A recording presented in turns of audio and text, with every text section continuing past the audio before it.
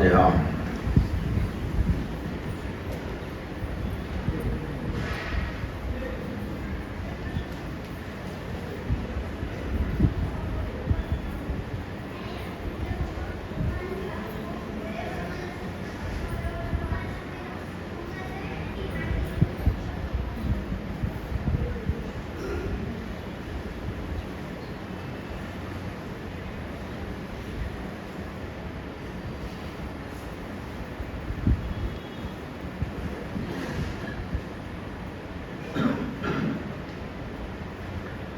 لا حول ولا قوة إلا بالله العلي العظيم۔ أعوذ بالله من الشيطان اللعين الرجيم۔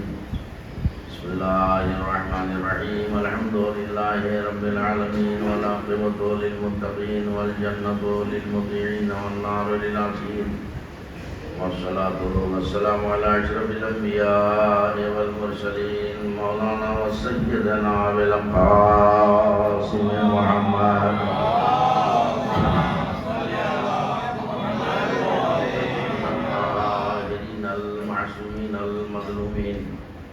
ولعنة الله على أعدائهم وقتلتهم وغاصب حقوقهم ومنجي فضائلهم من يومنا هذا إلى يوم الدين. أما بعد، فقد قال الله تبارك وتعالى في كتابه المبين وهو أصدق الصادقين وقوله الحق. بسم الله الرحمن الرحيم. إنما يريد الله ليذهب عنكم الرجس أهل البيت ويطهركم تطهيرا.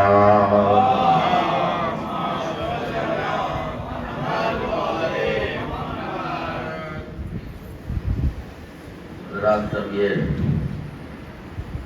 چند شبوں سے ہمارے آپ کے بیچ میں جو گفت و شنید کا سلسلہ عظمت اہل بیت اور قرآن کے حوالے سے جاری و ساری ہے، وہ اب رفتہ رفتہ اپنی اختتامی منزل کو پہنچ رہا ہے۔ وہ آپ نے اب تو محسوس کر لیا ہوگا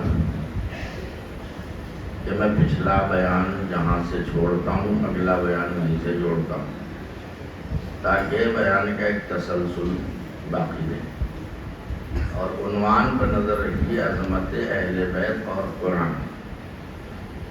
تو اس کا مطلب یہ نہیں ہے کہ آیت تطہیر کا ترجمہ کیے جاؤں اور بس، نہیں۔ یہ تو آیت تطہیر میں نے تبرکن پڑھی ہے، اس پہ بھی تبصرہ ہوگا، اس کا بھی تجزیہ تحلیل ایک ایک لفظ کا تجزیہ تحلیل پیش کروں گا میں، لیکن ابھی تھوڑا انتظار کے لیے انتظار کرنا ہوگا، اور انتظار سے گھبرایا بھی نہ کیجیے، ہم تو انتظار کے لیے پیدا ہی ہوئے ہیں۔ صلوات محمد۔ بس اتنی سی گزارش ہے کہ آپ مجھے یقین دلا دیا کریں کہ میری بات آپ کے اذہان عالیہ تک پہنچے۔ کل سلسلہ گفتگو کہاں تک پہنچا تھا؟ یہی گھرانا ہمارے پیغمبر اسلام اور ان کی ذریت طاہرہ، ان کی اولادیں، یہی اول ہیں اور یہی آخری ہیں۔ لیکن ابھی پورا ثبوت اول ہونے کا نہیں دے سکا ہوں، تھوڑا سا دیا ہے، تو اگر آپ اجازت دیں تو آج مکمل ثبوت دیتا ہوں کہ یہی اول ہے اور یہی آخر ہے۔ اور آج کی شب کے بھی کچھ تقاضے ہیں، اس کو بھی پورا کرنا ہے۔ آج کی شب جو ہے بہت اہم ہے، 17 کی شب ہے، امام رضا علیہ السلام کی شہادت کی شب ہے۔ پہلے ہی میں کہہ دے رہا ہوں تاکہ بات کو کیچ کرنے میں دقت نہ ہو۔ تو آج کی شب کے تقاضے کو بھی پورا کرنا ہے مجھے، کیونکہ امام رضا علیہ السلام کی شہادت کی شب ہے، لہٰذا وہ بھی تقاضا پورا کروں گا اور اپنے موضوع کے دائرے میں رہیں گے۔ تو آپ دیکھیں کہ یہی اول، ابھی تک جو بات کہی وہ ریپیٹ نہیں کرنی ہے، بس صرف سلسلہ بیان کو مربوط کرنے کے لیے آج کر رہا ہوں۔ خود نبی نے فرمایا اول ما خلق اللہ نوری، سب سے پہلے میرا نور خلق کیا۔ اب وہ حدیث قدسی رکی ہوئی ہے، ابھی زبان پہ آئی نہیں، لیکن ایک حدیث قدسی اور آگئی زبان پہ آئی، بغیر ارادے کے، ممبر کی قسم، اللہ خانے کے قسم، مولا حسین کے قسم، غیر ارادی طور پر ذہن میں بات آتی ہے۔ ایسا لگتا ہے کہ کسی کے خواہش ہے کہ یہ بات بھی ہمارے چاہنے والوں تک پہنچا۔ تو نور کی بات ہے نا، تو یہ حدیث تو بہت مشہور ہے، وَلَمَا خَلَقَ اللَّهُ نُورِي، یہ ہے حدیث۔ وہ حدیث قدسی میں اللہ نے کیا کہا؟ شَقَقْتُهُ مِن نُورِي، میں نے اپنے حبیب کے نور کو اپنے نور سے مشتق کیا ہے۔ یہ حدیث قدسی ہے، اور جو ہمارے یہاں میں نے اپنے نور سے مشتق کیا۔ اب میں نے اکثر مجلسوں میں دوسری جگہوں پر ذکر کیا اور آپ سے بھی کہہ رہا ہوں کہ کبھی ان نفوس قدسیہ کو اپنے اوپر قیاس نہ کیجیے گا۔ یہ اور ہیں، ہم اور ہیں، اور جب ہم ان پاکیزہ ہستیوں کو اپنے نفس پر قیاس نہیں کر سکتے تو کیا اللہ کے نور کو ہم یہاں کے نور پر قیاس کر سکتے ہیں؟ تو اللہ نے کہا میں نے اپنے نور سے مشتق کیا، اس کا مطلب یہ نہیں ہے کہ چاند سورج کی طرح اللہ کا کوئی نور لٹک رہا ہے، نہیں، ہلے نہیں آپ۔ یہ سب ذہن کو کی تربیت کا سامان ہے جو میں آپ کے سامنے پیش کر رہا ہوں۔ کبھی بھی آپ اللہ کا نام لیں، کسی چیز کا نام لیں، چلیے آپ تو بمبئی سے قریب میں جاتے ہوں گے، بہت سے ایسے ہیں جو بنگلور مثلا نہیں گئے، دلی نہیں گئے ہیں، اور بہت سے اس سائڈ کے ادھر بمبئی نہیں آئے، ان سے کہیے کہ بمبئی، فوراً ایک خاکہ ذہن میں آ جاتا ہے۔ بمبئی دیکھی کبھی نہیں، لیکن ایک بمبئی کا خاکہ ذہن میں آ جاتا ہے۔ کچھ سمجھ رہے ہیں میں کیا کہہ رہا ہوں؟ میں نے کہا دلی تو کبھی نہیں گئے، لیکن ایک خاکہ ذہن میں آ جاتا ہے۔ تو ایسے ہی جب کہا جاتا ہے اللہ، تو اللہ کا ایک وجود ذہن میں آ جاتا ہے۔ میں کہتا ہوں جب ذہن میں یہ وجود آ جائے تو اسے ذہن سے باہر نکال دیا کرو، اس لیے کہ جو میں آ جائے وہ اللہ نہیں ہوتا ہے۔ سروار پڑھے محمد علیہ وسلم، میں آ جائے، عربی ذہن محدود ہے اور اس کی ذات محدود ہے، لہذا اللہ ایک سپر پاور کا نام ہے، وہ ہماری طرح کا انسان نہیں ہے۔ توجہ فرمائیے گا، ایک سپر پاور طاقت کا نام ہے، لہذا بس یہ ہونا چاہیے۔ اب آپ اپنا عقیدہ صحیح رکھیے گا، آپ اسی اللہ کو پکارا کریں جسے 1,24,000 انبیاء نے پکارا، جسے ائمہ معصومین نے، اولیاء نے، اوصیاء نے پکارا۔ یعنی یہ تصور لے کے اللہ کو پکاریں کہ ہم اس اللہ کو پکار رہے ہیں جسے آدم نے پکارا، نوح نے پکارا، ابراہیم نے پکارا، موسیٰ عیسیٰ نے پکارا، ہمارے نبی نے پکارا، ہمارے نبی کے دل کے ٹکڑوں نے پکارا۔ تب سمجھیے آپ کا صحیح رابطہ اللہ سے قائم ہو جائے گا۔ وہ ذہن میں جو خاکہ آ جاتا اللہ میاں کا، اللہ میاں ہماری طرح کا آدمی تھوڑی، اور ذہن میں ایک عکس آ جاتا اللہ، نہیں، وہ اللہ نہیں ہے۔ اللہ وہی ہے جسے آدم سے لے کے خاتم تک اور امام اول سے لے کے امام آخر تک سب نے منوایا، اسی اللہ کو ہمیں ماننا ہے۔ لہذا اللہ نے کہا کہ شققت من نوری، میں نے اپنے نور سے نور محمدی کو مشتق کیا۔ تو اس کا مطلب یہ نہیں ہے کہ اس کا نور جو ہے وہ یہ نور جو آپ نظر آ رہے ہیں آپ کو ان جیسا ہے یا چاند سورج جیسا ہے، اس میں سے ٹکڑا نکال کے محمد بنا کے بھیج دیا، ایسا نہیں ہے، ایسا نہیں ہے۔ نسبت سے عظمت ہوتی ہے۔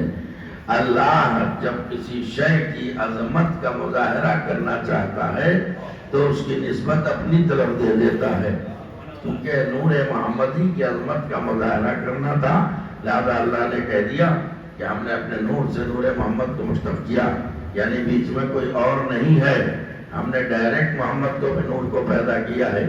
اب ذرا سا ارادہ تو نہیں تھا، لیکن ایک جملہ دے دوں آئے تطہیر کے حوالے سے، کہتے ہیں کہ صاحب اللہ کا ارادہ ہے، اے اہل بیت، اللہ کا ارادہ ہے کہ تمہیں پاک کرے، جو پاک کرنے کا حق ہے۔ ارے جیسی ذہنیت ویسا ہی ترجمہ، پاک کرے میں کہہ چکا ہوں، پاک کی جاتی ہے وہ چیز جو پہلے سے نجس ہو، اور پاک رکھی جاتی ہے وہ چیز جو پہلے سے پاک ہو۔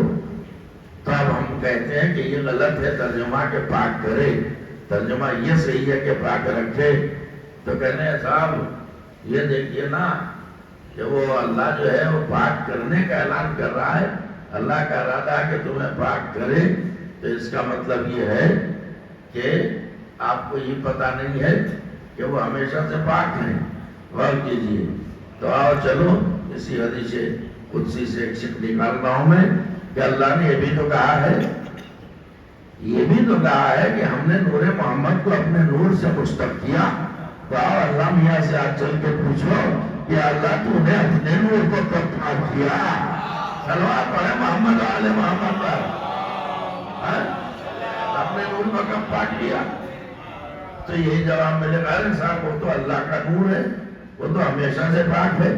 तो जो नूर हमेशा से पाक है, उसी नूर की निस्बत तो अल्लाह अपने तरफ दे रहा है। सलवात भेजे मोहम्मद आले।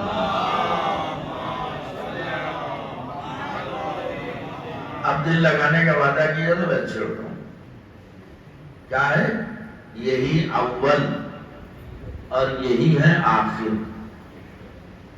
मखलूक इलाही में यही अव्वल और यही है आखिर।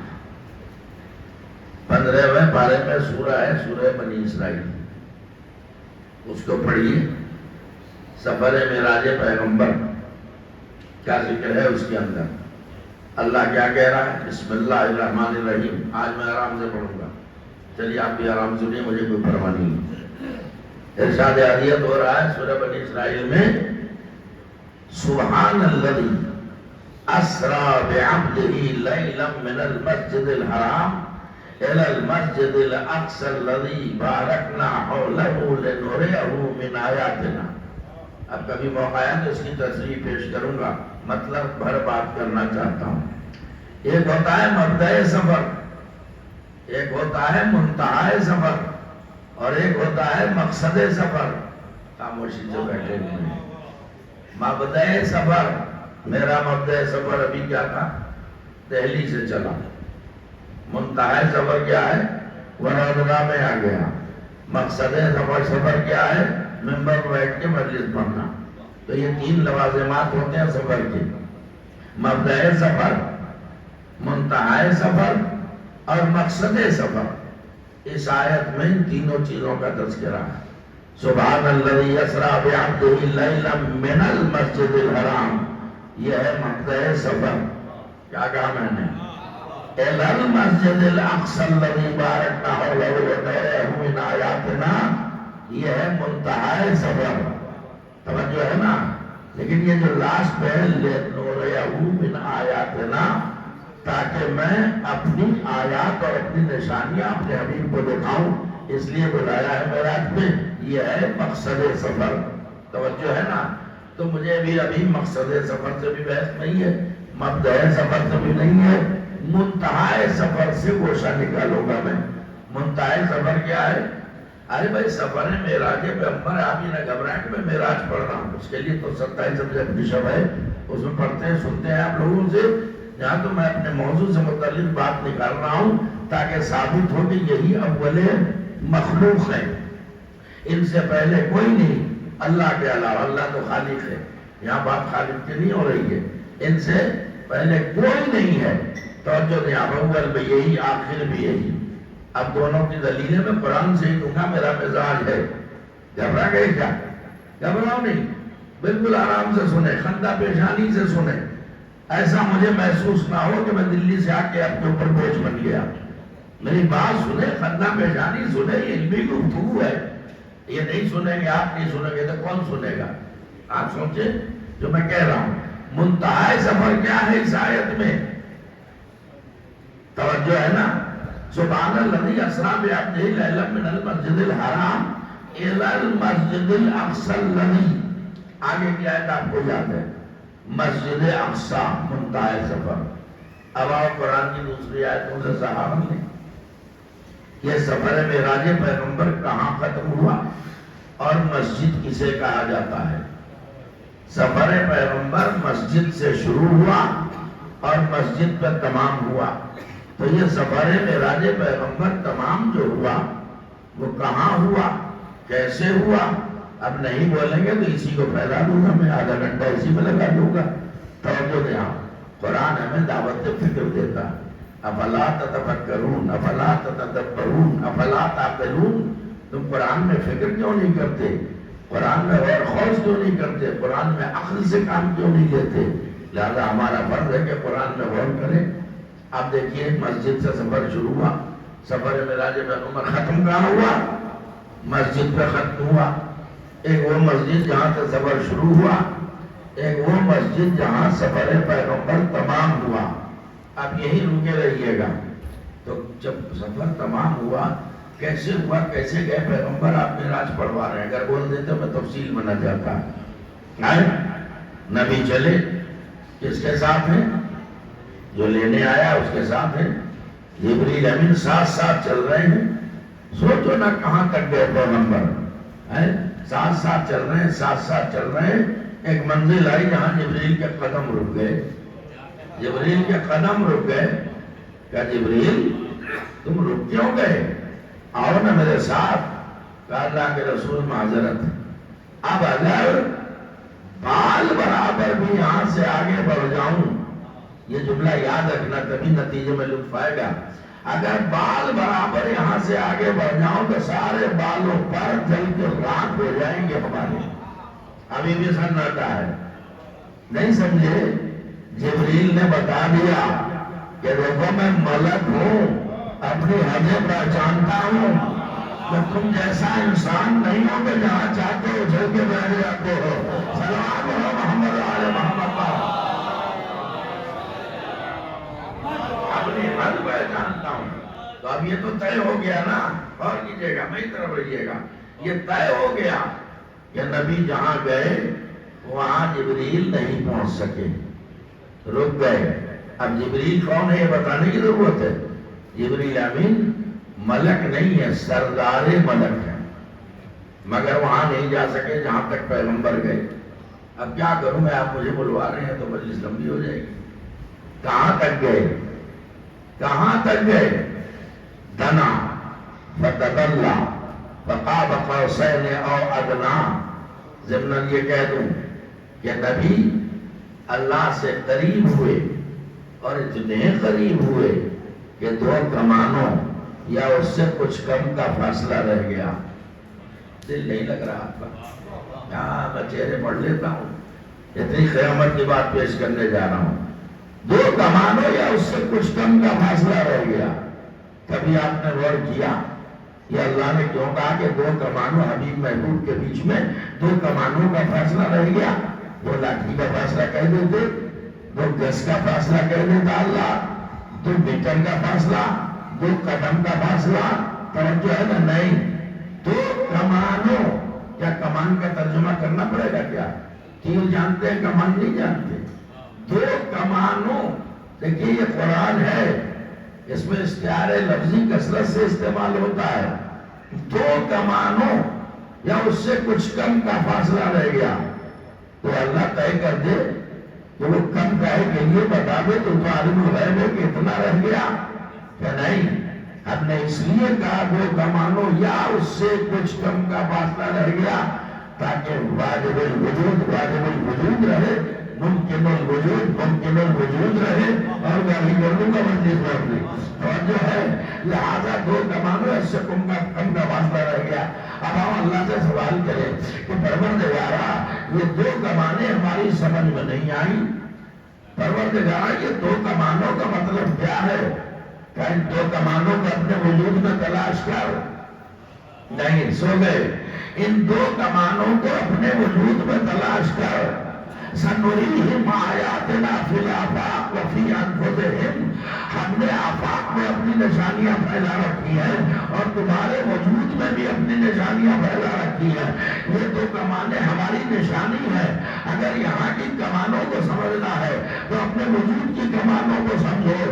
اب ہم نے غور کیا، ہمیں تو نظر آئی نہیں، یا اللہ ہمیں تو وہ 2 کمانیں نظر نہیں آ رہی ہیں۔ تو اللہ آواز دے گا کہ ذرا آئینہ دیکھ لے تو صاف کمانیں نظر آئیں گی۔ وہ ہے 2 کمانیں ابرو۔ ابھی جو بیٹھے ہو یہ کمانیں ابرو سے کہا جاتا ہے۔ اچھا اب آپ سمجھ میں آیا کہ اللہ نے 2 کمانوں یا اس سے کچھ کم کا فاصلہ کیوں بتایا۔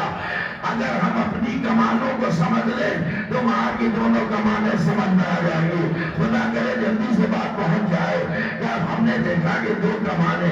اللہ غور کیجیے گا، آپ کو اپنے آئینے میں جا کے دیکھیے 2 کمانیں ہیں یا نہیں، یا پھر ایک دوسرے پوچھیے کمانیں ہیں یا نہیں۔ لیکن کمال یہ ہے کہ ان دونوں کمانوں کو اللہ نے انسانی وجود جو ہے اور اس میں جو اعضاء ہے ان سے سب سے بلند جگہ کے اوپر رکھا۔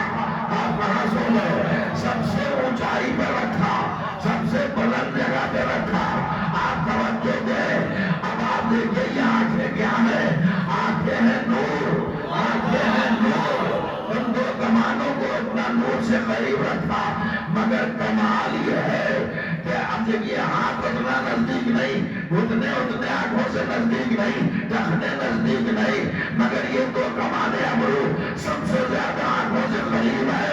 مگر کمال تو یہی ہے، یہی کمال ہے کہ یہ آنکھوں سے سب سے زیادہ قریب یہ دو کمانے ابرو ہے، مگر آنکھیں انہیں دیکھ نہیں سکتی ہیں۔ یہی اللہ بتانا چاہتا ہے کہ دیکھو میرا حبیب مجھ سے اتنا قریب ہو گیا مگر مجھے دیکھ نہیں سکتا۔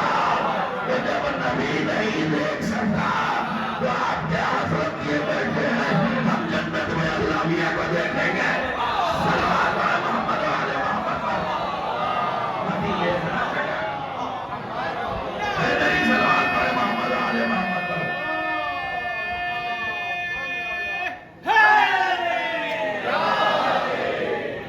اللہ دیکھنے کی چیز ہے کیا؟ وہ مانتی چیز ہے کیا؟ ہم اسے دیکھ لیں گے؟ خدا کا سب سے پیارا نبی جب خود نہ دیکھ سکا تو کون دیکھے گا؟ ارے موسیٰ نہ دیکھ سکے، سب تو پتا ہے آپ کو۔ قوم نے ضد کی، اللہ کو منوا دو رہے، ذرا دکھا دو۔ یا اللہ تجھے دیکھنا چاہ رہے ہیں۔ کہا موسیٰ لن ترانی، مجھے تم ہرگز نہیں دیکھ سکتے۔ اب آپ دیکھیں بات میں بات نکلتی ہے، موسیٰ جیسے نبی سے اللہ نے کہا تم تو مجھے ہرگز دیکھ ہی نہیں سکتے، میں دکھائی دینے کی چیز نہیں ہوں۔ اور اس کے بعد پھر آیت ہے فَلَمَّا تَتَجَلَّى رَبُّهُ، رب نے موسیٰ کو اپنا جلوہ دکھا دیا۔ کہاں ہیں آپ؟ میں اپنے موضوع پہ ہی ہوں۔ یا اللہ دو رخی باتیں تیری ہوتی ہیں کیا؟ معاذ اللہ، تو نے پہلے کہہ دیا لن ترانی، تم مجھے ہرگز نہیں دیکھ سکتے، اور پھر اسی میں تو کہہ رہا ہے، توجہ ہے نا، اسی سوال کے جواب میں کہہ رہا ہے فَلَمَّا تَتَجَلَّى رَبُّهُ، اور جب موسیٰ کے رب نے اپنا جلوہ دکھایا، یا اللہ تو نظر نہیں آتا۔ پھر اس آیت کا کیا مطلب ہے کہ موسیٰ کے رب نے موسیٰ کو اپنا جلوہ دکھا دیا؟ تو اس کا مطلب یہ ہے کہ اللہ نے خود کو نہیں دکھایا، اپنے جلوہ کو دکھایا۔ صلوات علی محمد و آل محمد پر۔ وہ کس کا جلوہ ہے؟ توجہ ہے نا، اللہ کا جلوہ نظر آیا تو بتاؤ موسیٰ پہلے ہے یا اللہ کا وہ جلوہ پہلے ہے؟ صلوات علی محمد و آل محمد پر۔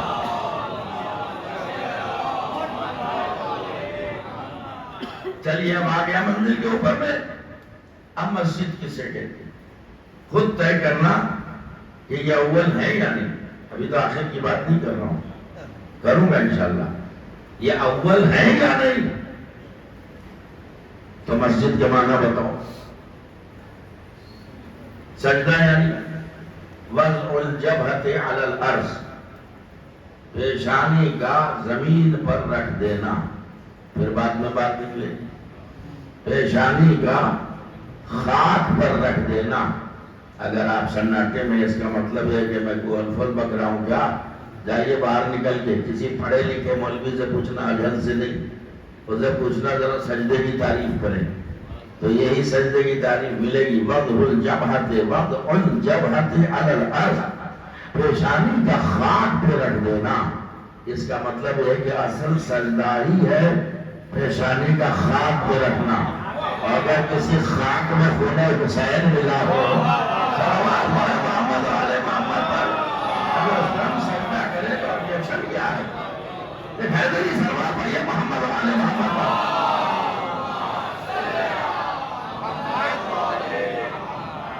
سجدہ یعنی پیشانی کا جھکانا۔ اب وہ زمین پہ جھکائیں، اگر آسمان والے ہیں تو ظاہر وہاں جھکائیں گے، محل زمین ہے تو ہم زمین پر سر جھکائیں گے۔ تو سجدے کا مطلب اللہ کی بارگاہ میں سر جھکانا۔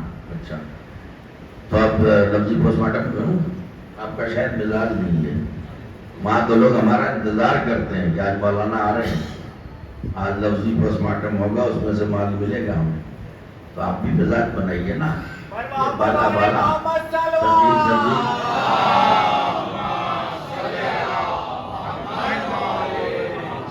یہی گفتگو سنتے سنتے تھوڑا آپ لوگوں کا بھی مزاج چینج کیجیے، آپ اپنا اسٹینڈرڈ باقی رکھیے۔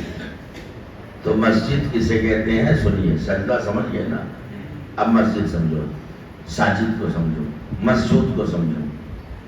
ساجد یعنی سجدہ کرنے والا، ٹھیک ہے، ساجد یعنی سجدہ کرنے والا، مسجود یعنی جس کا سجدہ کیا جائے، مسجد یعنی جس جگہ پر سجدہ کیا جائے۔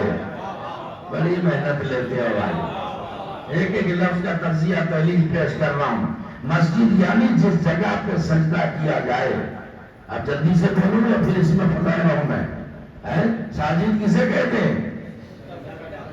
سجدہ کرنے والے کو ساجد کہتے ہیں، جس کا سجدہ کیا جائے اسے مسجود کہتے ہیں۔ اب یہاں ایک جملہ کہہ دوں، غور کیجئے، ساجد کی جمع ہے ساجدین، ساجدین، توجہ فرما رہے ہیں آپ، تو وہی لا رہا ہوں میں، ساجدین، توجہ دیں آپ۔ اب اللہ نے حکم دیا تھا فرشتوں کو، ٹھیک ہے، وَإِذْ قُلْنَا لِلْمَلَائِكَةِ اسْجُدُوا لِآدَمَ فَسَجَدُوا إِلَّا إِبْلِيسَ، وہ ساری آیتیں ہیں۔ وَإِذَا سَوَّيْتُهُ وَنَفَخْتُ فِيهِ مِنْ رُوحِي فَقَعُوا لَهُ سَاجِدِينَ۔ اے میرے فرشتوں، جب میں پیکر آدم میں اپنی روح داخل کروں تم سب کے سب ساجدین ہو جانا۔ سوچو نا کس کا حکم ہے؟ کس کا؟ اللہ کا۔ اور کن لوگوں کو حکم ہے؟ فرشتوں کو، جو سراپا عصمت ہے۔ اسی لیے میں کہتا ہوں کہ ہمارے کسی امام کو ملک سے بد نہ کہا کرو، فرشتہ سے بد نہ کہا کرو۔ یہ عظمت اہل بیت کی توہین ہے کہ انہیں ہم اس طرف جو ہے نا، انہیں ہم فرشتہ سے بد کہیں، ملک سے بد کہیں، یہ توہین ہے۔ آپ کا منہ بن گیا، یہ کیا بک رہے؟ بک نہیں رہا ہوں، ہم بول رہا ہوں، اس لیے کہ فرشتوں میں آل محمد میں فرق ہے۔ وہ ساجدین ہے، یہ سید الساجدین ہے۔ صلوات علی محمد و آل محمد۔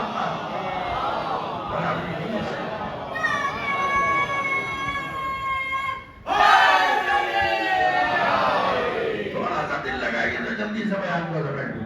اب بتا، مسجد کسے کہتے ہیں؟ ساجد یعنی سجدہ کرنے والا، مسجود یعنی جس کا سجدہ کیا جائے، مسجد یعنی جس جگہ پر سجدہ کیا جائے۔ اب بتاؤ، سفر معراج پیغمبر کہاں ختم ہوا؟ اب خود ہی پہچاننا، یہ اول ہے یا نہیں؟ کہاں ختم ہوا؟ جس جگہ سفر معراج پیغمبر تمام ہوا اس جگہ کا نام بھی ہے مسجد۔ اور مسجد میں سن لیجئے، پلیٹ فارم پر، اسٹیشن پر، ہوائی اڈے پر مصلی بچھا کے نماز پڑھ لی تو پلیٹ فارم، ہوائی اڈا اور ریلوے اسٹیشن یہ مسجد نہیں ہو جائے گا۔ کیا کہا میں نے؟ ٹھیک ہے، آپ نے پڑھ لی۔ اب اصطلاح شرع میں سنیے، مسجد کسے کہتے ہیں؟ یہ تو لغوی معنی ہے، اگر لغت کے معنی پر چلے تو پھر تو پلیٹ فارم اور جو ہے آپ کا جو اسٹیشن اور ہوائی اڈا ساری مسجد ہو جائیں گے۔ نہیں، اصطلاح شرع میں مسجد اس مخصوص مقام کو کہتے ہیں جہاں روزانہ ایک جماعت آکے نماز پڑھتی ہو، سجدے کرتی ہو، جہاں پوری ایک جماعت آکے سجدے پہ سجدے کرتی ہو۔ اب یہی رات بھر بولوں گا میں، ایک پوری جماعت جو وہاں آکے جہاں سجدے کرتی ہو اسے اصطلاح شرع میں مسجد کہا جاتا ہے۔ اور نبی کا سفر تمام ہوا جہاں، اس کا نام ہے اصطلاح قرآن میں مسجد۔ تو اس کا مطلب یہ ہے کہ نبی کے وہاں پہنچنے سے پہلے بھی سجدے ہو چکے۔ اب بتاؤ نا سناٹے میں کس نے سجدے کیے؟ بھائی کس نے سجدے کیے؟ جو سردار ملک ہے، جو فرشتوں کا سردار ہے، وہ تو وہاں پر نہ پڑھ سکا، تو کیا کوئی ملائکہ نے کیا ہوگا سجدہ؟ لہذا ماننا پڑے گا کہ سفر معراج پیغمبر کے پہلے عالم انوار میں کچھ ہستیاں تھیں کہ جنہوں نے عالم نور میں اللہ کے سجدے کیے۔ صلوات علی محمد و آل محمد۔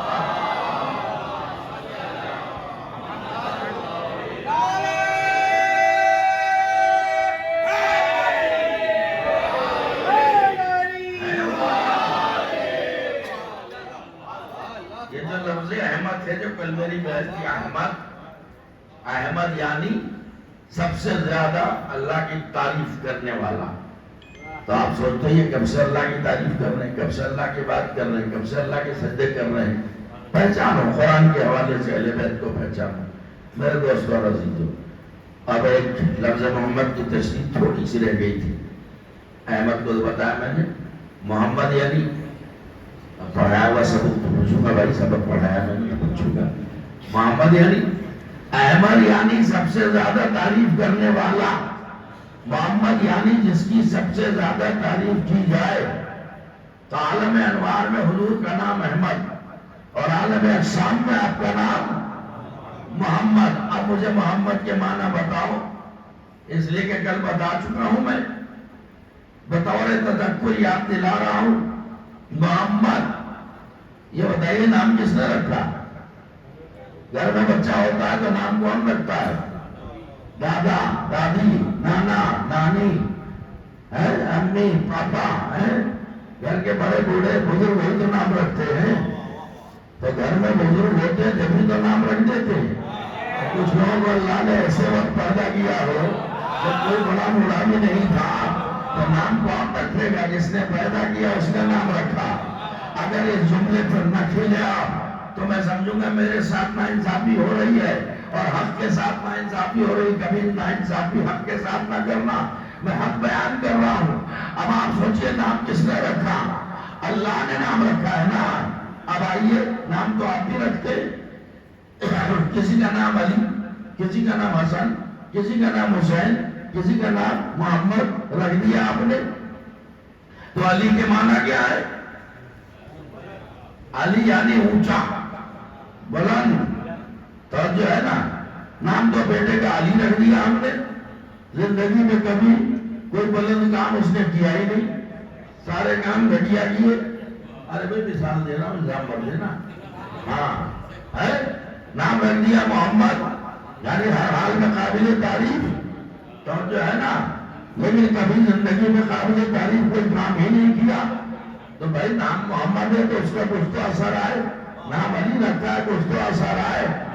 تو آخر وجہ کیا ہے کہ ہم نے بڑے خلوص سے محمد نام رکھا, تو اس نے ساری زندگی کوئی قابل تعریف کام نہ کیا.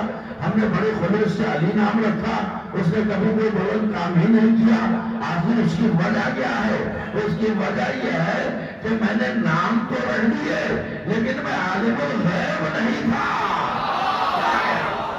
میں عالم الغیب نہیں تھا, جھٹکے میں بس نام رکھ دیا. توجہ ہے نا. لیکن یہی نام اگر کوئی ایسی ہستی رکھے جو عالم الغیب ہو, تو بھی اللہ جو ہے نام نہیں رکھ رہا ہے, اپنے نبی کے کردار کی گارنٹی دے رہا ہے.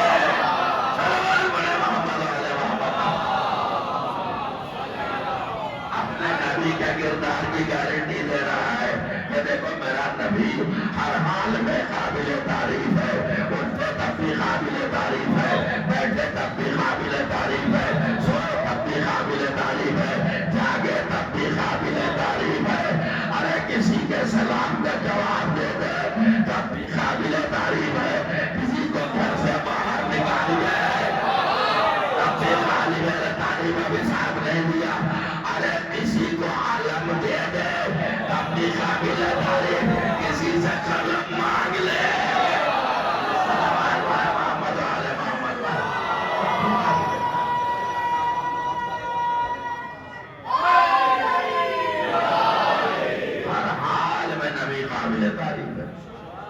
اللہ نے محمد نام رکھ کے بتایا, خبردار پوری زندگی میرے نبی کے کسی فعل پر, کسی عمل پر انگلی نہ اٹھانا. میرے حبیب کے کردار پر انگلی اٹھانے کا مطلب ہے کہ تم مجھ پہ انگلی اٹھا رہے ہو. توجہ فرمائیں, آپ صلوات پڑھیں محمد عالم.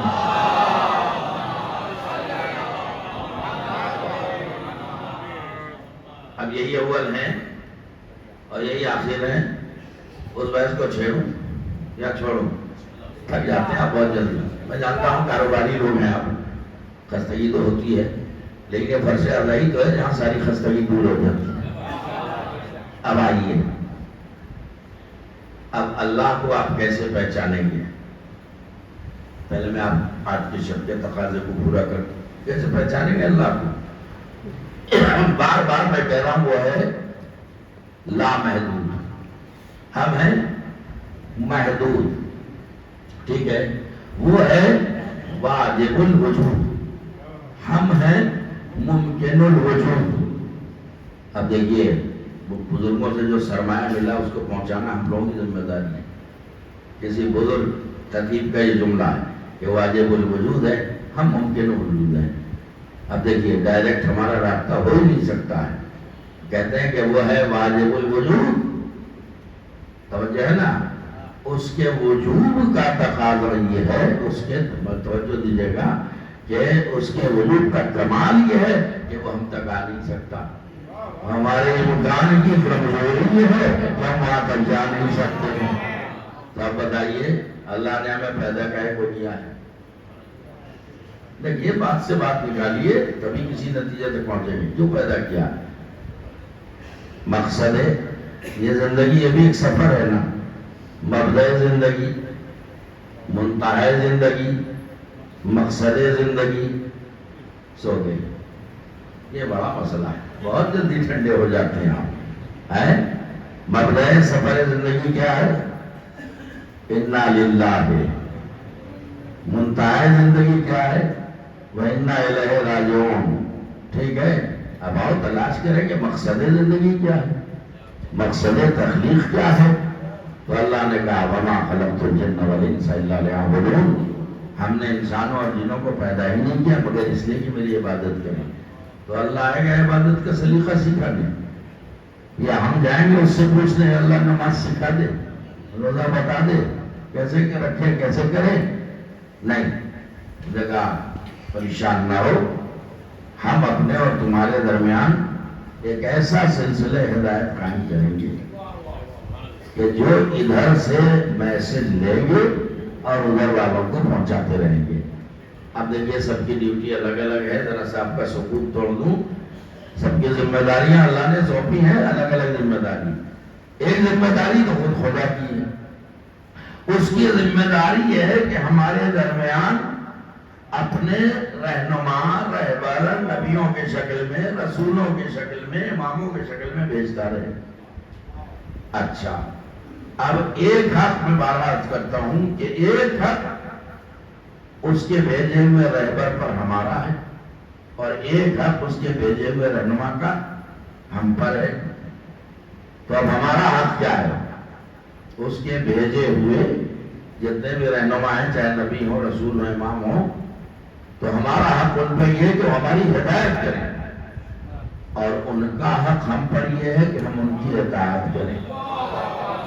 تو جو ہے نا، پہچانو نا، غور کریں آپ۔ اب آپ دیکھیں کہ اللہ نے ہماری ڈیوٹی لگائی، ہماری ذمہ داری ہے تمہارے بیچ میں رہبروں کو بھیجنا۔ میں رہبر بھیجتا رہوں، تم ان کی بات مانتے رہو، اسی میں فلاح و بہبود ہے اور دین و دنیا کی کامیابی ہے۔ لہذا بس تمہاری اتنی ذمہ داری، میری ذمہ داری بھیجنا اور تمہاری ذمہ داری ہمارے بھیجے ہوئے کی ماننا۔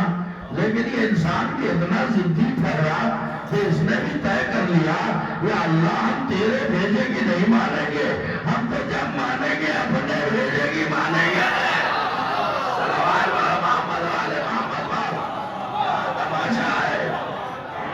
یاد رکھنا، جب انسان اللہ کے بھیجے ہوئے کی مانتا ہے فوراً ہدایت پا جاتا ہے، جب اپنے بھیجے کی مانتا ہے تو گمراہ ہو جاتا ہے۔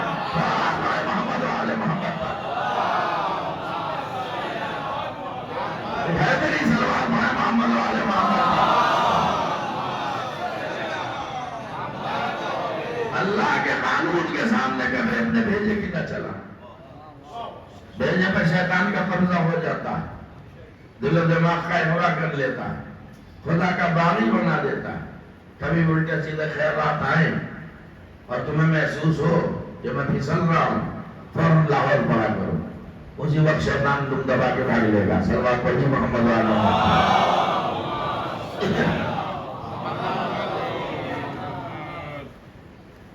تو حضور والا آخر مخلوق پڑھوں یا اب یہ اول مخلوق میں الجھا رہا ہوں؟ ٹائم کھنچتا جا رہا، چلو ٹائم دے دو تھوڑا سا تاکہ آج یہ بحث ختم کر دوں میں۔ یہی اول، پھر کیا عظمت ہے اہل بیت، اور قرآن میں نے عنوان رکھا ہے. اب اس قرآن کی جو آیتیں اس کی تائید میں حدیث بھی پڑھتا ہوں، میں پڑھ ہی رہا ہوں، کیونکہ وہ حدیث جو ہے وہ الگ سے تو ہے نہیں، وہ بھی کلام الہی ہے. اور میں نے عرض کیا تھا کہ نبی کی دیانتداری کی معراج ہے کہ حدیث بھی آپ نے پہنچایا، حدیث قدسی بھی پہنچائی، قرآن بھی پہنچایا، مگر نہ قرآن کو حدیث پڑھنے دیا نہ حدیث کو قرآن پڑھنے دیا. یہ عرض کیا تھا میں نے. تو اب یہ اول ہیں یا نہیں؟ اب آج کی مجلس میں آخر کلام یہ سن لیجیے، یہی اول یہی آخر. اب میں کیا کروں؟ آج کے شب کا تقاضا پورا ہو گیا نہیں، مجھے ٹائم دیجیے تھوڑا سا. چلیے تو رہنے دیجیے، جو بات اس کو روکتا ہوں کل دیکھوں گا. چونکہ ابھی جو میں نے بحث چھیڑی ہے کہ اس کا عرفان کیسے حاصل ہو، اس کی معرفت کیسے حاصل ہو، تو اس لیے چلیے تبرکاً حدیث قدسی پڑھ دے رہا ہوں تاکہ آپ سوچیں گے کہ پرسوں سے وعدہ کیے جا رہے ہیں. نہیں پڑھ دیتا ہوں میں، بہت مشہور ہے، علماء سے آپ نے سنا ہوگا، لیکن اپنے اپنے حساب سے سب اس میں نتیجہ دیتے ہیں. اللہ حدیث قدسی میں ارشاد فرما رہا ہے کنت کنزا مخفیا فاحببت ان اعرف فخلقت الخلق. کیا لفظیں رکھی ہیں؟ کنت کنزا مخفیا فاحببت ان اعرف فخلقت الخلق. میں ایک چھپا ہوا خزانہ تھا، یعنی تمہاری نگاہوں سے اوجھل تھا. میں ایسا نہیں کہ ذبح تک نہیں ہو، میں ایک چھپا ہوا خزانہ تھا. فاحببت ان اعرف، میں نے چاہا کہ میں پہچانا جاؤں. فخلقت الخلق، تو میں نے ایک خلق کو لباس وجود عطا کر دیا. اب یہاں فرق پہچاننا ان کا اور اپنا. اللہ نے یہ نہیں کہا کہ ایک مخلوق کو پیدا کر دیا. مخلوق ہونا اور ہے اور خلق ہونا اور ہے. مخلوق ہونا اور ہے، خلق ہونا اور ہے. اگر آپ اجازت دیں تو 1 منٹ میں سمجھا دوں کہ یہ خلق کیوں کہا اللہ نے. بھائی کسی کو پیدا کیا اس نے اپنی معرفت کے لیے، تو انہیں مخلوق کیوں نہیں کہا؟ اب یہاں پہ وہی بات آ رہی ہے، خالق مخلوق خلق نہیں سمجھے، رازق مرزوق رزق. تو جو فرما رہے ہیں عربی زبان میں تمام جتنے بھی اسماء وغیرہ ہوتے ہیں، اس میں فاعل، اس میں مفعول، اس میں تفضیل، اس میں اعلیٰ، اس میں جو ہے یہ ساری چیزیں اس میں ضرب، تو ان کا ایک مادہ ہوتا ہے. ٹھیک ہے، اس کو سمجھنا. میں اپنے چھوٹے بھائیوں بتا رہا ہوں، بزرگوں سے خطاب اس لیے نہیں کہ عمریں گزر گئی، مجلسیں سنتے سنتے ہماری ذمہ داری اپنے نوجوانوں کو، قوم کے نونہالوں کو اور بچوں کو دین پہنچائیں. لہذا اس کو دل لگا کے سننا. خلق کیوں کہا؟ اب سوال بھی کس سے کریں ہم؟ اور اللہ سے تصور کی دنیا میں سوال کریں، یا اللہ کسی کو بھی تو نے پیدا کیا ٹھیک ہے، لیکن انہوں نے خلق کیوں کہا؟ ہم تو اتنا جانتے ہیں کہ پیدا کرنے والے کو خالق کہا جاتا ہے، پیدا ہونے والوں کو مخلوق کہا جاتا ہے. تو اللہ تو اکیلا خالق ہے، اور جس چیز کو بھی تو نے پیدا کر دیا وہ مخلوق ہے، تو تو نے انہیں مخلوق کیوں نہیں کہا؟ تو میں تمہیں دھوکے میں نہیں رکھنا چاہتا. سنو، جواب سنو، توجہ ہے، دھوکے میں نہیں رکھنا چاہتا. تم مخلوق ہو، یہ خلق ہے. خبردار کبھی نے اپنا جیسا نہ سمجھنا. خلق ہونا اور ہے، مخلوق ہونا اور ہے. اگر متوجہ ہو گئے تو جلدی سے میں پوچھ کے تشریف پیش کر لوں کہ کیوں خلق کہا. تو آپ آئیے اور دیکھیے، لفظی بحث کر رہا ہوں میں. کیا اب اس کو دوسرے لفظوں سے سہارا لے؟ ابھی حمد کی بات تھی، اسی حمد سے بنا حامد، اسی سے بنا محمود، اسی سے بنا احمد، اسی سے بنا محمد. چلیے ساری بحثیں گزر گئی. اب آئیے دوسرا مادہ لیتا ہوں میں. لفظ رزق. سنو، یہ خلق کیوں کہا اللہ نے آل محمد کو؟ لفظ رزق اسی لفظ سے نکلا ہے لفظ رازق، اسی لفظ سے بنا ہے لفظ مرزوق. یہ منبر ہے، بڑی ذمہ داری کی جگہ ہے، یہ لفظی بحث ہے، سنیے گا. تو ادھر رازق ادھر مرزوق. چپ بیٹھے رہو گے تو مجلس کیسے کروں گا؟ ادھر رازق ادھر مرزوق. رزق دینے والے کو رازق کہتے ہیں، رزق پانے والے کو مرزوق کہتے ہیں. ادھر رازق ادھر رزق، درمیان میں کیا آیا؟ ارے بیچ میں کیا آیا؟ لفظ رزق، اگر بیچ سے لفظ رزق ہٹا دو تو نہ لفظ رازق سمجھ میں آئے نہ لفظ مرزوق سمجھ میں آئے، اب تک پہنچ جانا چاہیے تھا۔ میں اسی طرح سے ادھر خالق ادھر مخلوق، بیچ میں لفظ خلق، اگر یہ خلق نہ ہو نہ اس کی خالقیت سمجھ میں آئے نہ ہماری مخلوقیت سمجھ میں آئے۔ صلوات پڑھے محمد وعلى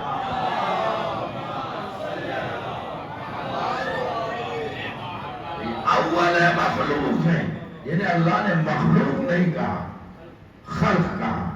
اب سمیٹتا ہوں بات کا، ساتھ کی رات کے تقاضے میں 7 منٹ میں پورے کر دوں گا۔ تو میں کہوں گا کہ اللہ تیری معرفت حاصل کرنا، تیری عبادت کرنا یہ سب واجب ہے، تو ہم کیسے تیری عبادت کریں، کیسے تیرے احکاموں پر عمل کریں؟ تو پریشان نہ ہو، ہمیں ایک رابطہ قائم کیے دے رہے ہیں، ایک سلسلہ ہدایت قائم کیے دے رہے ہیں۔ اب اس نے اپنی صفات کا مظہر بنا کے کچھ لوگوں کو دنیا میں بھیج دیا۔ تھک گیا آپ تو 12 بج جائیں گے، پھر ایسے نہیں، اپنی صفات کا مظہر بنا کے بھیجا۔ اب اس کے صفات کی کوئی بھائی گنتی ہے؟ بولیے، کوئی گنتی ہے بھیا؟ آگے بیٹھے ہو تو بولنا بھی ذمہ داری ہے، کوئی گن سکتا ہے؟ میں صفات ثبوتیہ کی بات کر رہا ہوں۔ صفات ثبوتیہ، صفات سلبیہ، ایسا بچپن میں پڑھا ہوگا، پتہ نہیں پڑھا نہیں پڑھا، نہ پڑھا تو اب پڑھ لینا، اس کے صفات کو گن نہیں سکتا۔ تو اب بتائیے، مجھے تو سالوں سال رہنا پڑے گا ایک ایک صفت کو مجلس پڑھنے کے لیے، اشرا چاہیے، ٹھیک ہے؟ تو آج کی شب کی مناسبت سے ربط کے طور پر اللہ کی 2 صفتوں کا ذکر کریں تاکہ یہاں بھی آپ عظمت اہل بیت کو پہچانیں اور قرآن سے پہچانیں۔ اللہ کا ارشاد ہو رہا، الا لہ الخلق والامر، خلق بھی اللہ کے لیے ہے اور امر بھی اللہ کے لیے ہے۔ ارے یہاں خلق کے کیا معنی؟ اس کا مطلب خلق اب وہ خلق نہیں، یہاں خلق سے مراد کچھ اور ہے اور امر سے مراد کچھ اور ہے، تو پھر یہاں بھی غور کرنا ہوگا۔ قرآن دعوت فکر دیتا ہے، اللہ کا ارشاد ہے، چھوٹی سی آیت بڑا سا مطلب، الا لہ الخلق والامر، یاد رکھو، آگاہ ہو جاؤ، خلق بھی اللہ کے لیے ہے، امر بھی اللہ کے لیے ہے۔ تو اس کا مطلب یہ ہے کہ اللہ کی ایک صفت کا نام ہے صفت خلق اور ایک صفت کا نام ہے صفت امر۔ کہ وجود کی بھی 2 قسمیں ہوں گی، ایک توجہ دو نا، دل لگاؤ، ایک ہوگا وجود خلقی اور ایک ہوگا وجود امری۔ تو وجود خلقی کسے کہتے ہیں؟ وجود امری کسے کہتے ہیں؟ اللہ نے جن چیزوں کو صفت خلق سے پیدا کیا اسے کہا جاتا ہے وجود خلقی، اور جن چیزوں کو اللہ نے صفت امر سے پیدا کیا اسے کہا جاتا ہے وجود امری۔ اب اس کا بھی ثبوت میں قرآن سے دوں گا، وجود خلقی وجود امری دونوں کا ثبوت قرآن سے میں دوں گا۔ تو آپ بتائیے کہ وجود خلقی اور امری میں فرق کیا ہے، یہ بھی تو پتہ ہونا چاہیے۔ تو میں عرض کر دوں کہ اللہ جو ہے جن چیزوں کو اپنے صفت خلق سے پیدا کرتا ہے اس کے بننے میں ٹائم لگتا ہے، اور جن چیزوں کو اللہ صفت امر سے پیدا کرتا ہے اس کے بننے میں ٹائم نہیں لگتا ہے۔ دونوں ثبوت دوں گا میں۔ چنانچہ ارشاد ہو رہا ہے، الذی خلق السماوات والارض فی 6 ایام، اللہ کہہ رہا ہے قرآن میں، الذی خلق السماوات والارض، خلق کی لفظ ہے، خلق السماوات والارض فی 6 ایام، ہم نے آسمانوں اور زمینوں کو 6 دنوں میں پیدا کیا۔ ہم نے آسمانوں زمینوں کو 6 دن میں پیدا کیا، آپ نے وہ نہیں کیا کہ اللہ تو قادر مطلق ہے، اور تجھے 6 دن کیوں لگا دیے؟ کہ یہاں مجھے اپنی صفت خلق کا اظہار کرنا ہے، توجہ ہے نا۔ اور اب اس کی صفت امر کیا ہے؟ انما امرہ اذا اراد شیئا ان یقول له کن فیکون۔ بے شک اللہ کا عمل یہ ہے کہ جب وہ کسی شے کا ارادہ کرتا ہے تو وہ شے فوراً ہمارے لیے وجود میں آ جاتی ہے. ارے نہیں پہنچے مجھے تھکا دیا میرے دوستوں اور عزیزوں. تو اب اللہ نے اس کائنات میں اپنے کچھ خاص بندوں کو اپنی صفت خلق کا مظہر بنا کے بھیجا اور کچھ بندوں کو صفت عمل کا مظہر بنا کے بھیجا. مگر ذہن میں یہ بات محفوظ رکھو کہ صفت خلق سے جو چیز بنتی ہے اس میں ٹائم لگتا ہے. صفت عمل سے جو چیز بنائی جاتی ہے اس کے بننے میں ٹائم نہیں لگتا ہے. یہاں دل لگا دینا میرے دوستوں اور عزیزوں. آپ قرآن سے پوچھیں صفت خلق کی کیا مثال ہے اور صفت خلق کا کون مظہر ہے. مثال کو دے دی کون مظہر ہے تو قرآن نے آواز دی انی اخلق لکم. توجہ ہے نا. انی اخلق لکم من الطین کحیاۃ الطیر فانفخ فیہ فیکون طیرا. جناب عیسیٰ کا قول ہے قرآن میں موجود ہے. جو عیسیٰ نے کہا وہ قرآن کی زینت بن گیا کہ میں تمہارے لیے مٹی سے پرندے بناتا ہوں پھر اس میں پھونک مارتا ہوں تو وہ سچ مچ کا پرندہ بن کے اڑنے لگتا ہے. سچ مچ کا پرندہ بن کے اڑنے لگتا ہے. تو کیا یہ بتائیے وہ جو مٹی سے پرندہ بنایا اتنی جلدی بن گیا ہوگا؟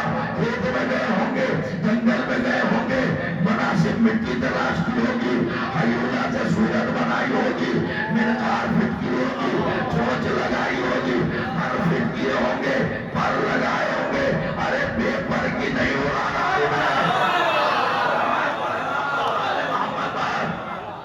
ٹائم لگانا. تو عیسیٰ نے ایک پرندہ بنایا تو اس کے بنانے میں اتنا ٹائم کیوں لگ گیا؟ اس لیے کہ اللہ نے عیسیٰ کو اپنی صفت خلق کا مظہر بنا کے بھیجا ہے. لہٰذا عیسیٰ جو بنائے رسول بنائے گے اس میں ٹائم لگے گا. لیکن اللہ جنہیں اپنی صفت عمل کا مظہر بنا کے بھیجتا ہے وہ اگر شیر قالین کو اشارہ کرتا ہے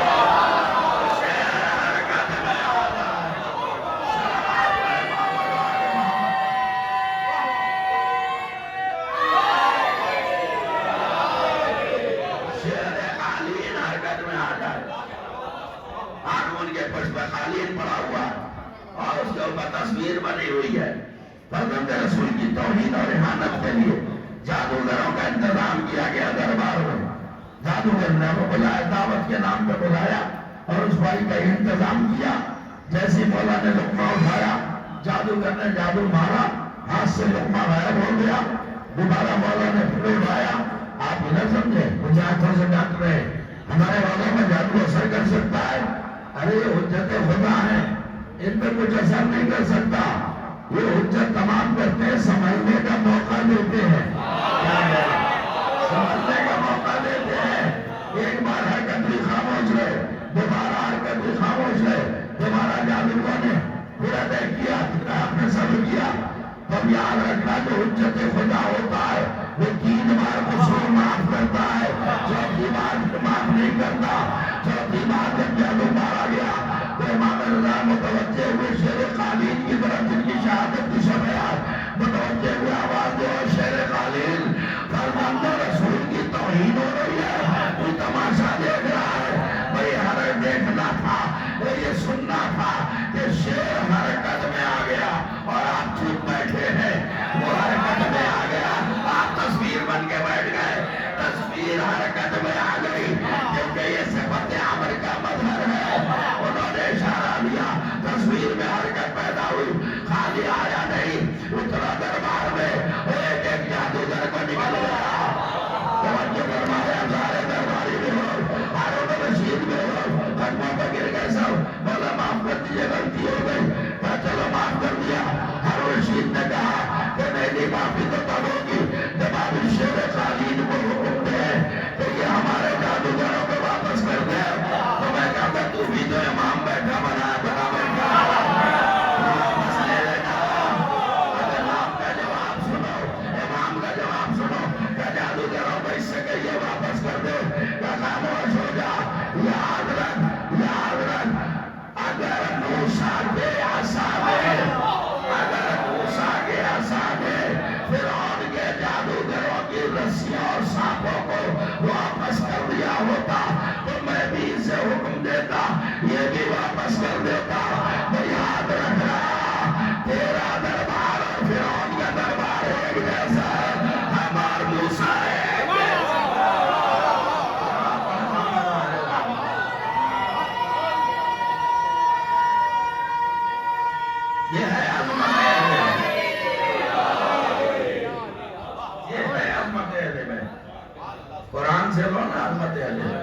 چلیے آپ نے ساتھ دے دیا، بات بھی میری ختم ہو گئی۔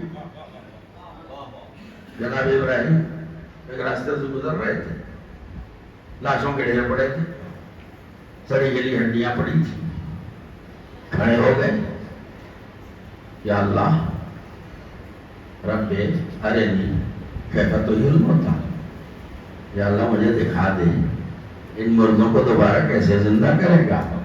آپ لہجہ پہچانیے، لہجہ، یا اللہ مجھے دکھا دے ان مردوں کو دوبارہ کیسے زندہ کرے گا۔ بھائی قرآن پڑھ رہا ہوں میں، کیسے زندہ کرے گا؟ مشیت کی آواز آئی، اَوَلَا تُؤْمِنُ، ابراہیم کیا تم ایمان نہیں رکھتے؟ قال بلا، جلدی سے کہا ہاں کیوں نہیں، ایمان رکھتا ہوں، وَلَٰكِن لِيَطْمَئِنَّ قَلْبِي، چاہتا ہوں مجھے دکھا دے کیسے زندہ کرے گا تاکہ مجھے اطمینان قلب کو حاصل ہو جائے۔ اب بھی سمجھ میں نہ آیا، ایمان اور ہے اطمینان اور ہے، تاکہ مجھے اطمینان حاصل ہو جائے۔ اور اللہ نے کہا ٹھیک ہے جاؤ، 4 پرندے لاؤ، سب قرآن میں لے آئے، ذبح کرو انہیں، ذبح کر دیا، قیمہ بناؤ، قیمہ بنا دیا، مکس کرو، 4 الگ الگ پرندے، چاروں کے گوشت کا قیمہ بنوا کے اللہ نے کہا مکس کرو، مکس کر دیا، جاؤ 4 پہاڑیوں پہ جاؤ۔ آپ سمجھیں بات کو، اس کے ہر کام میں ایک حکمت ہوتی ہے، کوئی مصلحت ہوتی ہے۔ یا اللہ یہ زندہ کر کے دکھا دینا، تم کیا جانو میں کیا پیغام دے رہا ہوں۔ پہاڑیوں پہ جاؤ، 4 پہاڑیوں پر ان ٹیموں کو، 4 حصے کو الگ الگ 4 پہاڑیوں پر رکھ کے آؤ۔ ایک پہاڑی پہ اتنا سا رکھا، وہاں اتنا سا رکھا، ادھر آ جاؤ، نیچے آ جاؤ۔ ارے پکروانا ہے تو وہیں سے پکروا لو، کیا کہہ رہا ہوں، کہنا ہے نیچے آؤ۔ اب ایک ایک پرندے کا نام لے کے پکارو، جس پرندے کا نام لے کے پکارو گے اسی کے گوشت مخلوط گوشت سے الگ ہوں گے اور تمہارے سامنے جوڑتے چلے جائیں گے، پھر ان کی مقدار فٹ کر دینا، پرندے بن جائیں گے، اڑنے لگیں گے۔ یہی ہوا۔ تو یا اللہ پکارنا تو وہیں پکروا دیتا، یہ پہاڑی کے نیچے کیوں بلایا؟ توجہ، کیا تمہیں یہ بھی تو بتانا ضروری ہے کہ نبی کی آواز پر پرندے اور جانور بھی آ جاتے ہیں۔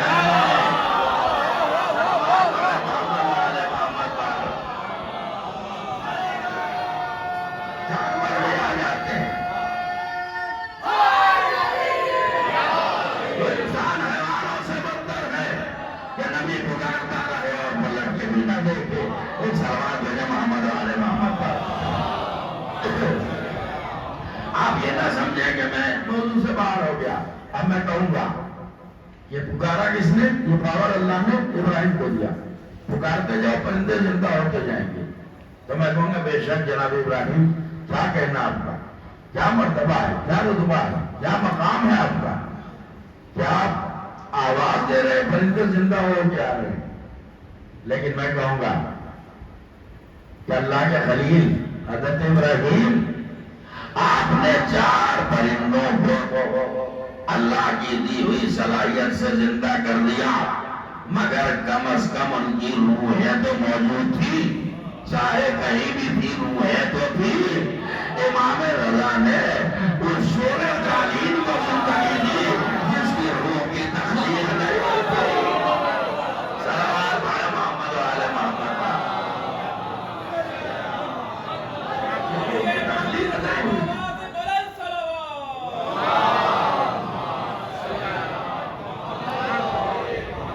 اسی لیے انہیں اولو الامر کہا جاتا ہے۔ کیوں؟ اس لیے کہ یہ اللہ کی صفت امر کے مظہر ہے۔ چلیے آئندہ گفتگو کا موقع ہوا تو کروں گا میں۔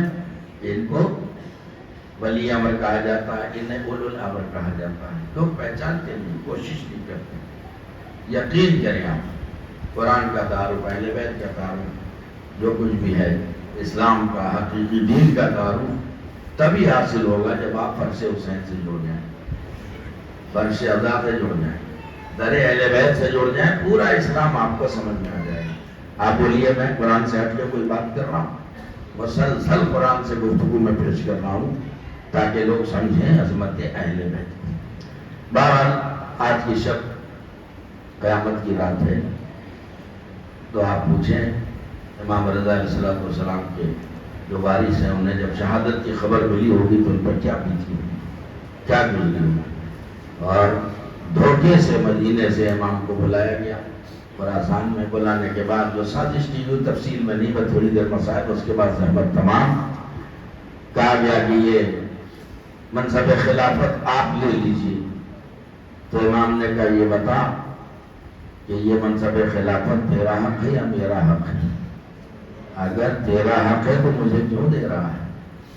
اگر میرا حق ہے تیرا نہیں ہے تو جو چیز تیری نہیں ہے اسے دوسروں کو دینے کا کیا حق ہے؟ یہ کیا پیاری بات ہے، ختم ہوئی میری گفتگو۔ تو امام نے منع کر دیا کہ نہیں، جس خلافت کے مسند پر تو بیٹھا مجھے نہیں چاہیے۔ تو اس نے اصرار کیا کہ آپ ولی عہدی قبول کر لیجیے۔ اب مصلحت کا تقاضا یہی تھا، کیونکہ اندرونی طور پر بہت سی باتیں لوگوں کو نہیں معلوم، دھمکی دی گئی تھی جب ظاہر پردیش میں ہے نا امام، کہ اگر ولی عہدی بھی ٹھکرا دی آپ نے تو پھر آپ کو قتل کر دیا جائے گا۔ امام نے کہا کہ ٹھیک ہے، ایک شرط ہے، اور وہ یہ ہے، پہلی شرط یہ ہے کہ میں امور مملکت میں کوئی دخالت نہیں کروں گا۔ دوسری شرط یہ ہے کہ میرا دروازہ بند نہیں رہے گا۔ دربار کی شام تھی نا، 10 بجے مثلا گیٹ بند، تو آپ نے وہ نہیں کیا۔ امام رضا علیہ السلام سے کہا گیا کہ سارے دروازے دربار کے بند ہو جاتے ہیں، آپ اپنا گیٹ کیوں نہیں بند کرنے دیتے؟ دیکھو امام ہو تو ایسا۔ تو امام نے فرمایا کہ نہیں، میرے دروازہ جو ہے میرے گھر کا مسلسل کھلا رہے گا۔ کہ آخر کیوں سب کے دروازے بند ہو جائیں گے، آپ کا کیوں کھلا رہے گا؟ کا پتہ نہیں کب کس مومن کو کون سا مسئلہ درپیش ہو، تو اس مومن کو اگر مجھے جواب دینا ہوگا تو میں دھکھنڈی لگا کے کیسے سو جاؤں گا؟ تو آج بھی آپ جا کے زیارت کو، اللہ سب لوگوں کو زیارت نصیب ہو۔ واحد روضہ امام رضا علیہ السلام کا ہے جو 24 گھنٹے جس کا دروازہ کھلا رہتا ہے۔ اب امام کو جو ہے دھوکے سے بلایا گیا، انگور میں زہر ملا کے اور امام کے سامنے رکھا گیا۔ اللہ اکبر۔ امام نے کھانے سے انکار کیا کہ نہیں، آپ ہمیشہ ہماری طرف سے جو ہے وہ سوء ظن رکھتے ہیں، آپ کھا کے دیکھیے اس سال کے انگور جو ہیں وہ کتنے اچھے ہیں۔ تو امام نے کہا جنت کے انگور اس سے کہیں زیادہ اچھے ہیں، کہ آپ چکھیے تو صحیح۔ اللہ اکبر۔ اس کے بعد اس نے ایسے دھمکی دی کہ اگر انگور نہیں کھایا تو آپ کو قتل کر دیا جائے گا۔ لہذا امام نے مصلحتاً ایک انگور منہ میں رکھا اور کھڑے ہو گئے۔ اب ایک مرتبہ حکیم وقت نے سوال کیا، مرشد نے پوچھا کہ فرد رسول کہاں جا رہے اے نبی زادے، کہاں جا رہے ہو؟ وہی جا رہا ہوں جہاں تم نے بھیجا ہے۔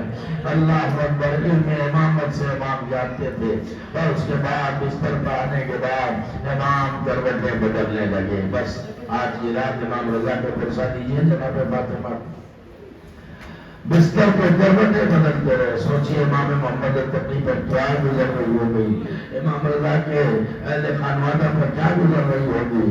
اب آپ ہی کی ایک بہن کا نام ہے فاطمہ بنت موسی بن جعفر، جنہیں معصوم خون بھی کہا جاتا ہے۔ خراسان میں بھائی پہ کیا گزر گئی ذرا بہن کو پتہ نہیں ہے۔ بچن جملے مسائل پر زحمت تمام کرتا ہوں۔ اب امام تو وہاں شہید ہو گئے اور قیامت برپا ہو گئی، یہاں بہن کو خبر نہیں، لیکن دل دھڑک رہا ہے، روح کا روح سے تعلق ہوتا ہے نا، دل دھڑک رہا ہے۔ اچانک آپ نے پروگرام بنایا کہ مدینہ چھوڑ کے میں بھی خراسان جاؤں گی، ذرا میں بتا تو کروں میرے بھائی کی کوئی خیریت نہیں مل رہی ہے۔ ابھی تو سواری خون پہنچی تھی، خون سواری پہنچی تو کیا دیکھا شیعوں کے گھروں پہ کالے جھنڈے لگے ہوئے ہیں۔ آپ نے سوال کیا یہ کالے جھنڈے ہمارے چاہنے والوں کے گھروں پہ کیوں لگے ہوئے ہیں؟ کیا بیٹی آپ کو معلوم نہیں ہے آپ کے بھیا کو زیر نواز سے شہید کر دیا گیا؟ اب بھائی کی خبر شہادت سن کے جناب فاطمہ کے اوپر معصوم خون کے اوپر کیا گزری اس کا اندازہ لگائیں۔ آپ زیادہ دن زندہ نہ رہ سکی، خراسان پہنچنے سے پہلے خود میں ہی آپ کی وفات ہو گئی۔ اللہ اکبر۔ میں کہوں گا اے معصوم ہو، ارے آپ بھائی کی خبر شہادت برداشت نہ کر سکی،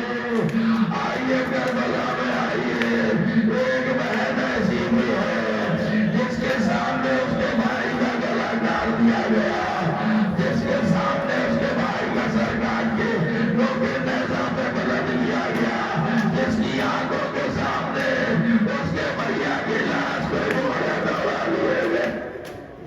اللہ اکبر۔ بس 2 منٹ میں مجلس تمام ہے۔ عزیزو آپ نے بہت ساتھ کیا میرا، مگر ہم چھٹیاں پیسہ چل رہے ہیں۔ یہ مہینہ جناب رحمت سے بھی مبالغ ہے۔ جب لٹا ہوا قافلہ کربلا سے 11 محرم کو روانہ ہوا، بہت مختصر 1 منٹ میں مجلس تمام۔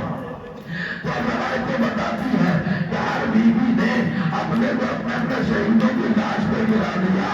لیلا اجمل کی لاش سے لپٹ گئی، ریان علی اکبر کی لاش سے لپٹ گئی، ام تلوار ارے قاسم کی لاش سے لپٹ گئی، زینب کس کی لاش سے لپٹی اور محمد کی لاشوں سے نہیں، ارے اس میں سے میں پہنچی کیا سیدہ بلال زخموں سے چھوٹ جس کا لاشا بڑا تھا، زینب نہیں ہو جانے کے بعد روایت کے فکر پیش کروں گا۔ 3 باتیں سنیے زینب کی۔ روایتیں بتاتی ہیں کہ زینب نے پہلے بھائی کے لاشے کا طواف کیا، پھر جھکتے غور سے بھیا کے لاشے کو دیکھا اور پہلا جملہ دیا آباد یا انداز ہے، ارے کیا تو ہی میرا بھائی ہے، اداداروں نے کہا بتا کر دینا۔ دوسرا جملہ زینب نے کیا کہا، آواز میرے بھیا وہ کون سا دن تھا کہ جب میں آپ کو گوشت سے نہ دیتی تھی، کبھی گوشادی چھوڑتی تھی، کبھی گلا چھوڑتی تھی، کبھی ہاتھوں کو گوشت سے دیتی تھی، مگر میرے بھیا تم ہی بتاؤ کہ بہن کہاں سے چھوٹ گئے، بدن کا کوئی حصہ سلامت نہیں ہے۔ اب آخری جملہ سنا رونے کا بتا کر دو، آواز میرے بھیا تیری غربت کو میری یاد فرمان، اے میرے باجا مجھے بچپن کا ایک واقعہ یاد آ رہا ہے، بھیا میں بہت چھوٹی تھی، آپ بھی ابھی چھوٹے تھے، میں نماز صبح پڑھ کے دادی بات میں مصروف ہوئی، دادی باتیں نماز صبح پڑھ کے میں ذرا دیر کو بستر پر لیٹ گئی، اچانک سورج نکل آیا، سورج کی ہلکی ہلکی کرنیں میرے بدن کو پڑنے لگی، ادھر سے آپ کا گزر ہوا، بھیا مجھے اچھی طرح یاد ہے آپ نے گوشت سے نہ اتاری اور جب تک میرے بدن کو دھوپ پڑتی رہی آپ اپنی رضا کا سہارا کیے کھڑے رہے، مگر میرے بھیا آج کے بعد ارے کربلا کی تپتی زمین پر کربلا کی دھوپ میں پڑا ہے اور بدلنے کے لیے مجبور ہے کہ ظالموں نے سر پہ بیٹھا بھی نہ چھوڑی، ورنہ تیری ہوئی آلاش میرے کا اولاد دیتی۔ سَيَعْلَمُ الَّذِينَ ظَلَمُوا أَيَّ مُنقَلَبٍ يَنقَلِبُونَ أَلَا لَعْنَةُ اللَّهِ عَلَى الْقَوْمِ الظَّالِمِينَ۔ پروردگار آواز کر محمد و آل محمد علیہ السلام کا دنیا میں جہاں جہاں مومنین مومنات آباد ہو سب کی جان و مال و عزت آپ ان کی حفاظت فرما، بارگاہ میں جو پریشان حال ان کی پریشانیوں کو دور فرما، جو مقروض ان کا قرض ادا فرما، جو بے روزگار انہیں روزی عطا فرما، جو بے عمل انہیں اعمال صالحہ کی توفیق عطا فرما، جو مشتاق یا جو زیارات انہیں جو زیارات سے مشرف فرما، جو بیمار انہیں شفاء کامل صحت عاجل عطا فرما، ہمارے درمیان سے جو مومنین مومنات گزر چکے ان کی مغفرت فرما، ہمارے قلیل اعمال قبول فرما، یتیم گناہوں کو معاف فرما، ہم سب کو اتحاد و اتفاق کی توفیق عطا فرما، ہماری مسجد و ماباؤں مدرسوں کو آباد رکھ، علماء اعلام کا سایہ ہمارے سروں کو سلامت رکھ، پروردگار تمام مزارات مشرفہ مقامات مقدسہ کی حفاظت فرما، اور ہمارے امام زمان علیہ السلام کے ظہور کو تعلیم فرما، ہم سب کو ان کے جانثاروں میں شامل فرما، ماتم حسین۔